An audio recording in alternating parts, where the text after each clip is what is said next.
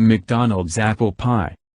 Ingredients: 3 green apples, 1 teaspoon ground cinnamon, 4 tablespoons brown sugar, 2 puff pastry, thawed, 1 teaspoon ground nutmeg, vegetable oil to taste. Directions: peel and dice the apples and put them in a medium saucepan. Add cinnamon, brown sugar, and nutmeg and cook for 10 minutes. Stir from time to time until the apples soften. Remove from heat and let the apple mixture cool for half an hour. Cut each puff pastry into 4 pieces. Lightly wet their edges with water using your finger. Put a small amount of the softened apples, about 2 tablespoons, onto the half of the puff pastry. Fold it over and press the edges of the pastry together with a fork. Store the pies in the fridge for about 15 minutes to let the pastry firm up.